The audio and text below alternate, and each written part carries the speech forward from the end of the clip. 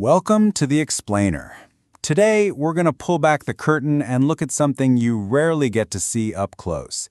The official playbook a nation uses to justify military action to the rest of the world. So let's ask that question. How does a country actually build its case for conflict? We're going to dive into a real-world example, an official justification presented by one side in a border conflict that flared up just days ago. Here's the setup. On August 1st, 2025, the Royal Thai Army held a formal briefing for foreign press and military attachés. They stood up and laid out their side of the story. And we're going to walk you through that exact presentation, slide by slide, to see just how they constructed their narrative. Okay, first things first. The briefing kicks off by laying out a timeline of provocations. Their immediate goal is to establish that this whole thing didn't just happen out of the blue. They want to make it absolutely clear that, in their view, they weren't the ones who started it. And this timeline, it tells a very specific story, doesn't it? It starts small. You see patriotic songs and the burning of a symbolic pavilion back in February. Then it starts to ramp up. You've got military fortifications going up, a significant troop buildup. Then things get really serious in July with the alleged planting of landmines that injured 2 Thai soldiers. So by the time you get to July 24th, when they claim Cambodia opened fire first, it's not presented as the start of the fight. No, it's presented as the last straw, after months of steady escalation. Now we get to a really crucial part of their argument. The briefing makes a major claim here, that this wasn't just some skirmish between soldiers at the border. They say it was a deliberate campaign targeting civilians miles inside their own territory. And to really drive this point home, look at the places they claim were hit. We're not talking about military bases here. We're talking about a hospital, a gas station, a 7-Eleven, even schools. They also make a point to highlight civilian casualties, including the death of an 8-year-old child, to really underscore this idea that the attacks were indiscriminate. And the result of all these alleged attacks? A massive humanitarian impact. By putting this number, more than 150,000 people front and center, the briefing tries to quantify the crisis. They're framing their own military response as something that was necessary to protect their population. So you've laid out this story of provocations and attacks on civilians. The next question is, how do you turn that into a legal argument?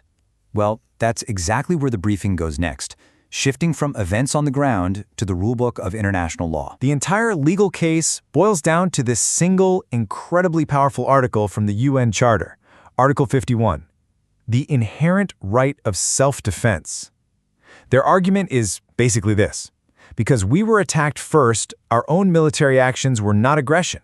They were a legitimate exercise of our right to defend ourselves. But you know, Article 51 isn't a blank check. And the briefing is quick to point that out by emphasizing these 2 key legal principles, necessity and proportionality. In other words, they're arguing that their actions were limited only to what was necessary to stop the attacks and that the force they used was proportional to the threat. And this is where the whole narrative really comes together. They create this very stark black and white contrast. On one side, you've got Thailand's response, framed as lawful, measured, and targeting only military objectives. On the other side, Cambodia's alleged actions are characterized as the complete opposite, indiscriminate, aimed at civilians, and even using human shields. This framing is a classic and really powerful messaging tool. Okay, next up. A huge part of any modern conflict, as we all know, is the information war.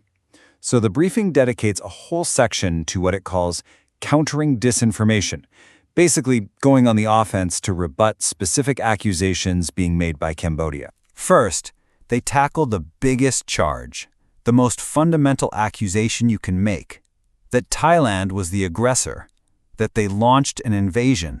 And their rebuttal circles right back to their core argument. The message is pretty simple. We didn't invade, we were exercising our legal right of self-defense under Article 51, and we were only prompted to do so because our civilian targets were attacked. Next, they move to an extremely serious and damaging accusation, the use of chemical weapons, which of course are banned under international law. Now, their rebuttal strategy here is really interesting because it's so specific. They don't just deny it, they call it baseless, and claim the photo being used as evidence wasn't from the conflict at all, but was an easily verifiable photo from a California wildfire. The goal here isn't just to deny the charge, but but to completely undermine the credibility of the accuser. The briefing then turns to another very specific accusation about weapons. This one, that Thailand had dropped large Mk-84 bombs on Cambodian homes. And again, we see the exact same strategy. Discredit the evidence.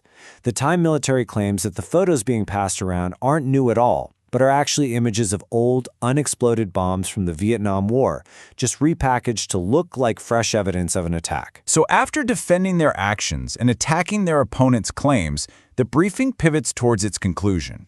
And you might expect some escalating rhetoric, but instead, the final message is a stated desire to de-escalate everything through diplomacy. But this call for talks comes with one final piece of evidence, and it's designed to show what they call Cambodian bad faith. They present this timeline, alleging a ceasefire was negotiated on July 28th, only to be violated by Cambodia within hours through continued attacks and troop reinforcements. It's their way of saying, we want to talk, but can they even be trusted? And so the whole narrative, the entire 45-minute briefing, boils down to these 5 simple points. The message is crystal clear.